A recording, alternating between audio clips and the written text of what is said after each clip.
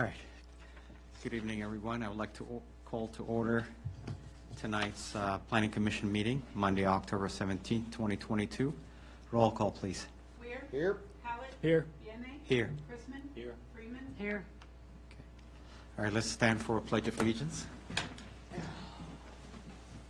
I pledge Allegiance to the flag of the United States of America and to the republic for which it stands, one nation, under God, indivisible, with liberty and justice for all.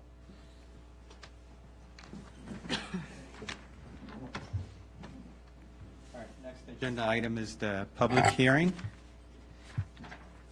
for the zoning ordinance amendment in relation to addressing the Chesapeake Bay Preservation Act requirements. Do we have any citizens here for in regards to the ordinance updates? Nope. Okay. No one? No. Okay. And do we have any citizens? We want to Who? close the public hearing first? Oh, I'm sorry. Do I have a, I don't have them, okay. All right, without any objections, I would like to close the public hearing. Next agenda items is citizens' time. Do we have any citizens wishing to address the Planning Commission this evening? No? Okay. All right, next item is minute approval. Do I have a motion to approve the minute? A motion to approve. You do. Okay, do I have a second? I'll second. All in favor, say aye. Aye. All right. It looks like we have a agenda item, recommendation to Town Council of the ZTA amendment. So tonight we have before us the ZTA amendment for the meeting the Chesapeake Bay Preservation Act requirements as required by the state. So we discussed this at our last meeting pretty briefly as we plan for a public notice. You'll find on packet page 6 is the report. If you look ahead, depending if you have black and white copy or color copy, you'll see the highlighted notation on page 7 under the section 58-22.23 and section 58-22.24 for the preliminary plat requirements and the final plat requirements. Again, these are required from DEQ regarding the Chesapeake Bay Preservation Act and how we review our plats to ensure that there's no building and additional construction that happens within the RPA and RPM boundaries without us taking into consideration the other act requirements. So if there are no other questions at this time, we can proceed with adopting this and sending it forward to the town council for review and public notice at the town council level. And again, these are standard requirements required from DEQ.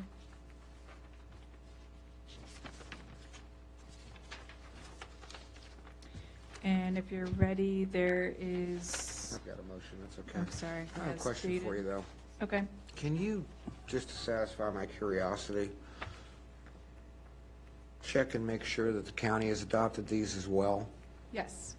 Because it doesn't, I've got concerns that some of this isn't being followed At the county level? at the county level. Okay. And since we've got a bunch of RPAs around us Yes. on developed land, I just want to make sure that they've gone ahead and comported. With that, I would move zoning text amendments to sections 58.22.23 and 58.22.24 of the town zoning ordinance. Actually, no, this is subdivision ordinance. It's together, chapter 58. Zoning ordinance.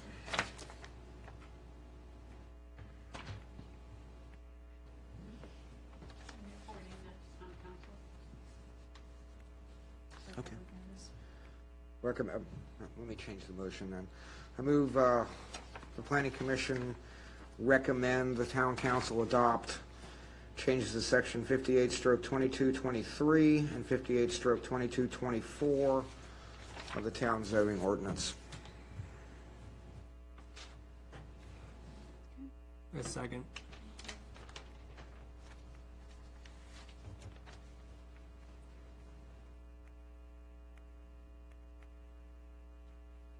Roll call, please, yes.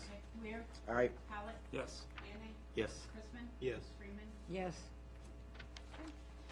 We will schedule that with the town council. Keep that moving We're not going to be able to make the November meeting, are we? No, that'll be pushed forward, so Thomas will take care of presenting that to the town council. But we're not going to make it till December, correct? December. Mhm. We'll have it on the November work session at the end of November, and then we'll have it at public hearing for the December Okay. December 5th meeting. December 5th.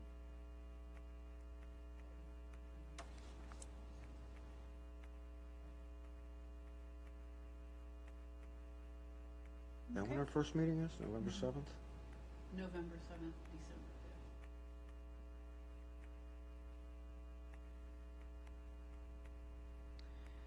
Oh, that's right, Halloween's Monday, so the Our next agenda trying to item, work the days out in my head.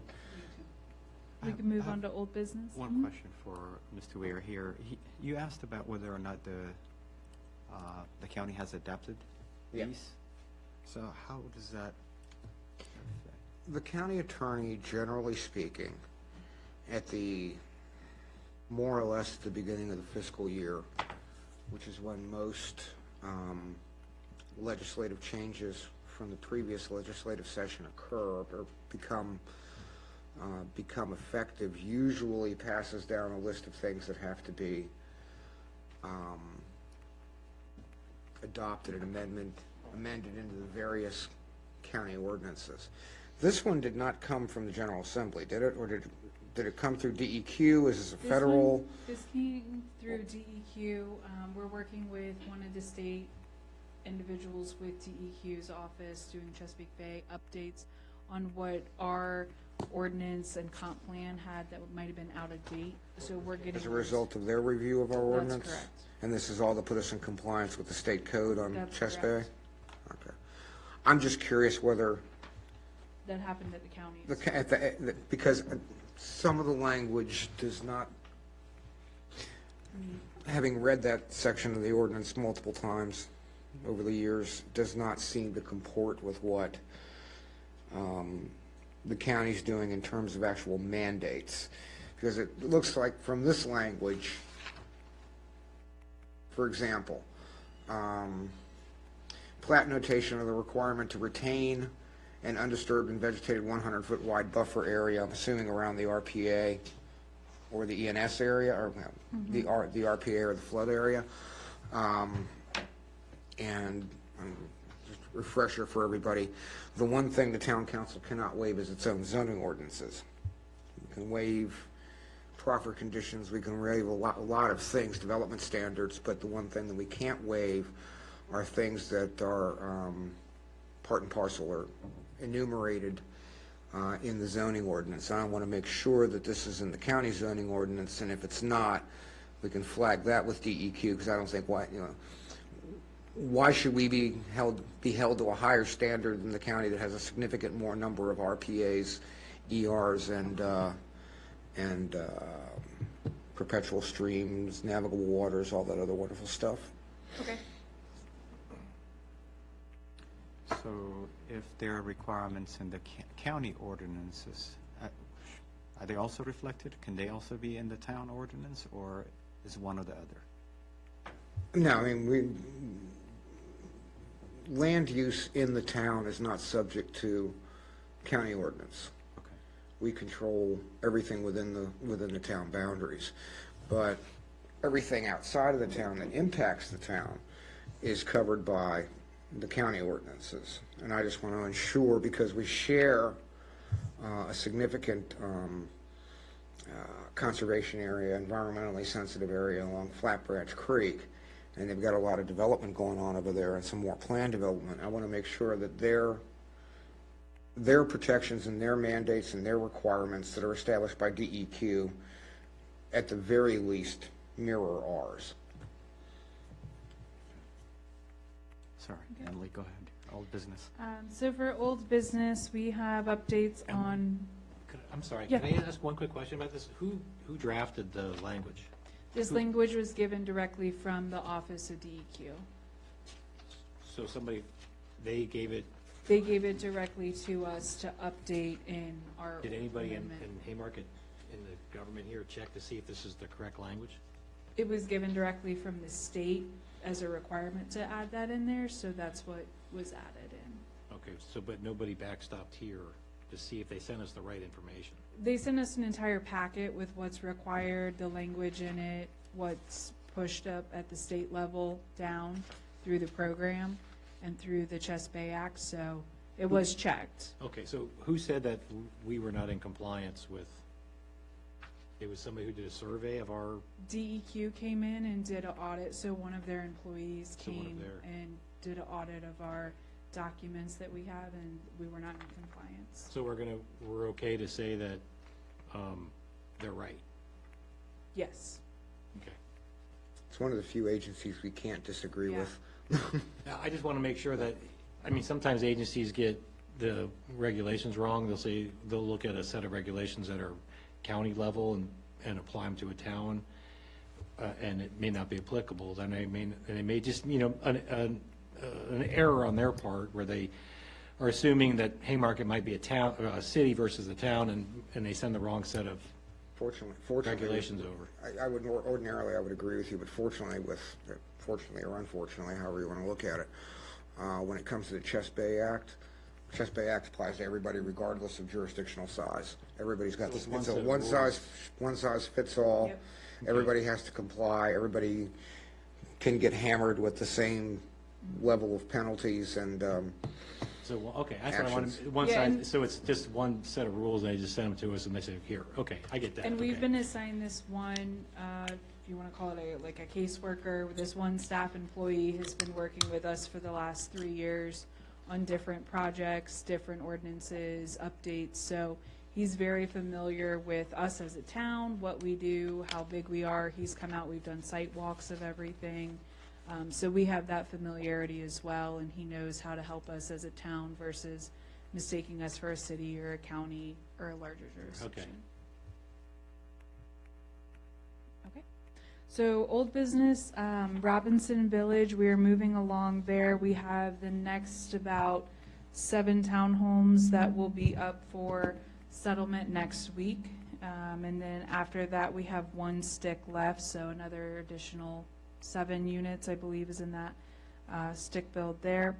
Robinson Paradise has received their final site plan approval. We're working with the final plat approval through the attorney's office and the bonding documents. have they done the demo over there yet on They that have one not house? done their demo yet. It is up for the ARB discussion on Wednesday night, so this should be their final discussion Wednesday night, and then the approval or denial will come forward from there, and then demo after that if it's approved. So we will see Robinson Paradise starting construction sometime this late fall, early winter. They will be working very closely with the few residents who live back there for maintained access, since there's 2 unique access points. You have a private drive on one side that's shared by 3 homeowners, and then on the other side you have a gravel easement there. So they will be working with them, touching base with them, and having that connection. And then they'll be proceeding forward with putting in those 20 single-family homes. Correct me if I'm wrong, was there an issue with the sidewalk on Old Carolina there, or has that been resolved? That's been resolved. Okay. So moving on to Crossroads Village Center, as a lot of us saw on Friday, between, coming into work on Friday morning and the time everybody went home, the first arm of the traffic signal was put up across Washington Street. I noticed today the second arm was put up, so this will be the new location of the traffic signal that will be turned on in early April once the development is ready to open up. to its first businesses and homeowners. So as we proceed forward, you will see additional utility work happening in the area. You'll see the traffic light. They'll put the other two arms up. They'll get the heads on there. They'll get everything up and running and going. But again, April 1st is around when they're scheduling to turn that on. You'll have the 3 buildings that are, yep. On the traffic lights, Mm-hmm. we're 6 months out from the live date. Yes. Please tell me they're gonna bag the heads. Yes, so they'll be doing prep work to also work on syncing the lights appropriately on what they need to do with our light here at Washington and Jefferson, as well as Route 15 and Route 55 intersections. So they're going to be going through that process, but they won't be just left open. Yeah, live. I want them bagged during that 6-month interval, because otherwise you're gonna have people who are gonna come at Stopping. speed down Washington and they're gonna nail their brakes because they see or don't see, as the case may be, the lights. So, I mean, just for safety purposes, I'd hope that they would bag them. Yeah, they'll back them up to a certain point, and then they have them on flashing to get people used to seeing a light, seeing it flashing, seeing that it's there. So that will be a process that they'll go through. So back to Crossroads Village. So the 3 multi-tenant commercial buildings are up and being worked on actively. Lidl has received their conditional approval of their site plan. They have 2 minor engineering comments that they need to address. And then again, we'll be going through the bonding process with the agreements there. And they're actively going through the building department starting this week, most likely, submitting for building permits. The townhouse development back there will be coming in for a redesign. They want to change out their materials, so they will be with us at the ARB meeting on Wednesday night. We will be discussing that change. They are looking to change siding colors, brick and stone colors, and modify some of the general design arrangement for that. Otherwise, that's everything I have for old business, unless anyone has any questions. When are they looking at getting the townhouses under? Townhouses, they are hoping to turn over the pad site here in December and have the first row of them up, so the first 7 units up for models opening in January. That could be, since we're already halfway through October, that could be some wishful thinking. It would probably be delayed several weeks It's after gonna be that. awful cold to pour concrete in about another 6 Especially weeks. with, yeah, especially with how the weather turned early this year. So I do believe that early January start of selling the units from the models would be a bit, they'd be lucky if they get that. Any other questions on old business? Okay. New business, first item, I would like to introduce everybody to Thomas. This is Thomas Britt. He is our new town planner, so he will be staffing the Planning Commission and Architectural Review Board meetings. He will be working through all of our planning and zoning matters. I will remain the zoning administrator, so on our bigger projects, our site plans, we'll still be working together on those items. He will be taking over the comprehensive plan drafting in my upcoming maternity leave, so he will be working through that, and he will be your main point of contact probably starting end of November. Him and Kim will be here with you guys for those months that I am out and work through everything. So please introduce yourself to him. If you have any questions, feel free to reach out to Thomas and I as we work through this training period. But we are confident he'll do a great job and continue to lead you guys in all of your meetings. So just don't hesitate to reach out to him. Other new business, we are going to be talking later this week with the Carter School. So they're the commercial development in the front of the Robinson Village development that's on Washington Street. They have some interest in purchasing the other commercial property that was part of that development in the front of the townhomes that was put in. Very small pad site right there. So we will be talking with them further on that. What's their planning, parking?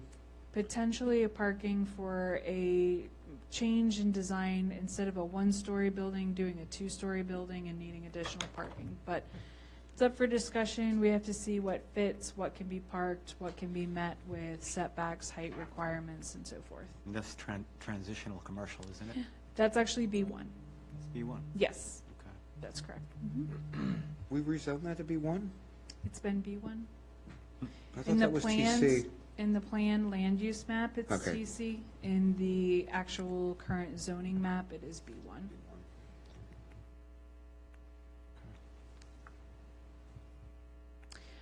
The only other new business update I have, and I don't have a grand opening date yet, but our newest brewery, Great Maine Brewing, will be opening. We're working with them on having a grand opening. They were out here for Haymarket Day, so hopefully everybody got to see them. But we will be working with when they're going to have their ribbon cutting, when they'll be open for business. But they do currently have their special license they needed to be brewing on site, just not open to the public yet. That's the one behind Sheets or whatever? Yes, that's the one back by Next Level Fitness. I have a question for the zoning administrator. Okay. This actually got asked to me last night, and I suspect I know it's one of two possible answers, but the question is, why are there no street trees on the front part of the Winterham property? Because I'm assuming their landscape bond was long ago released. I will have to look into that. I do not know. Is it contingent on the second or third building being the trigger, or is it just that somebody decided they didn't need to put them in? Truly, I will need to go look at that. I also know the parking lots never had final paving done on it. Yep. So let me report back to you on, My assumption is that's also triggered by Landscaping. the second building, which is, but I think we need to follow up on that. Okay. It's only been up for what, 12 years now? Give or take? maybe 16? Maybe It's- 16? It's been a little bit. It all runs together after a while. Okay. Are there any other questions for Thomas or I? Okay. Next item, ARB updates. Emily, you touched on it. We have a site visit for Walter Robinson to see if we can indeed demolish it. And between that and the structural engineering report that we're requiring, we should be making a decision on Wednesday. Yes. That's all. That's all we have. All right, Mr. Ware, Town Council updates. No, not a whole lot going on.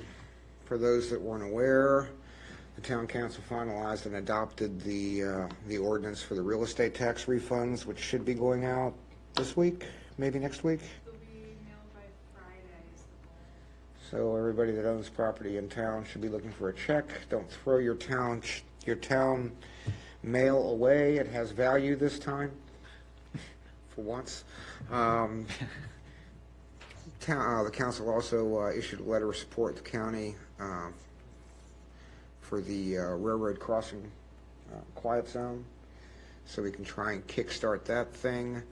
You can look forward to a higher level of physical security on this building, as we're going to finally get around to